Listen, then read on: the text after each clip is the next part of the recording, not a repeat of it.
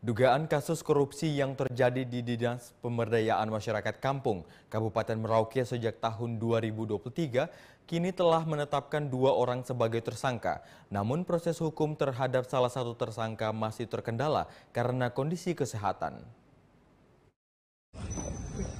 Pihak Kejaksaan Negeri Merauke menyatakan bahwa berkas perkara atas nama tersangka MF, mantan bendahara pengeluaran dinas PMK, telah dinyatakan lengkap atau P21.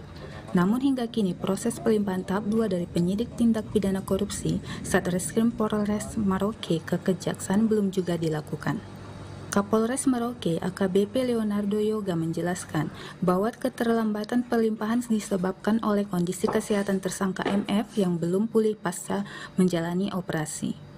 Hal ini dibuktikan dengan surat keterangan resmi dari dokter yang menangani.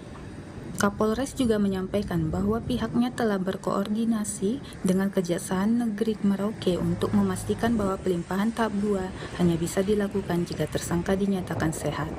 Sebelum proses dilanjutkan, tersangka terlebih dahulu akan menjalani pemeriksaan kesehatan di fasilitas layanan kesehatan resmi seperti rumah sakit atau puskesmas. Ditegaskan pula bahwa pihak kejaksaan tidak ingin mengambil risiko menerima tersangka dalam kondisi tidak layak secara medis. Sebagai informasi, kasus ini berkaitan dengan dugaan penyalahgunaan dana uang persediaan pada Dinas PMK Kabupaten Merauke tahun anggaran 2020 senilai 1 miliar rupiah. Dari hasil audit Badan Pengawasan Keuangan dan Pembangunan, ditemukan kerugian negara sebesar 701 juta rupiah akibat laporan fiktif yang dibuat oleh tersangka seolah-olah kegiatan telah dilaksanakan.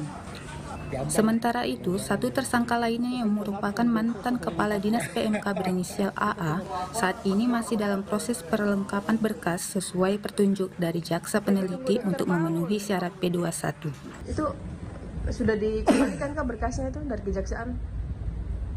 Kan sudah kita kirim. Iya kan, sudah tahap 2 kan kalau PMK. Kira-kira itu kendalanya apa dan itu dia punya bukti-bukti yang kurang tuh? Tidak ada kendala sebenarnya. Tidak ada kendala.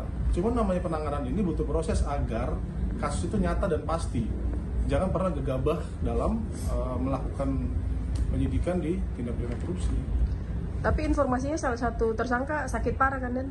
Itu betul, sakit parah dan dibuktikan surat keterangan sakit. Dan saya rasa itu bukan kendala ya, selama dia masih masih hidup dan sudah dimintai keterangan, saya pikir itu bukan kendala. Itu masalah teknis saja, nanti dia akan ditempatkan di mana.